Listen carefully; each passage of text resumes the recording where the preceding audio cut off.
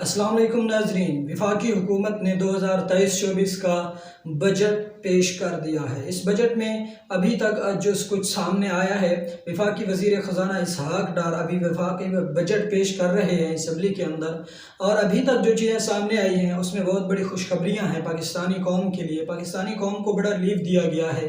Petrol की कीमतों में खातिर खा कमी की गई है, और इसके साथ साथ पेंशनर की पेंशन में इजाफा किया गया है। पिछले गुज़िश्ता सालों खान साहब की हुकूमत में आपने देखा होगा कि पेंशनर की तनख्वाहों को पेंशनर्स और जो हाजिर सर्विसेज मुलाजिम हैं उनकी तनख्वाहों में कोई इजाफे नहीं किए गए थे।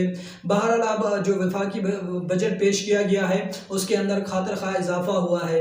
वफाकी हुकूमत की जानिब से बजट अभी पेश किया जा रहा है, उसके अंदर जो ग्रेड 1 से 16 तक के मुलाजिमीन हैं उनकी तनख्वाहों में 35%, और ग्रेड 17 से जो ऊपर के मुलाजिमीन हैं उनकी तनख्वाहों में 30%, और जो पेंशनर हैं उनकी तनख्वाहों में 17.5% इजाफा किया गया है। ये बहुत बड़ी एक रकम दी जा रही है पेंशनर को भी और सरकारी मुलाजिमीन को भी।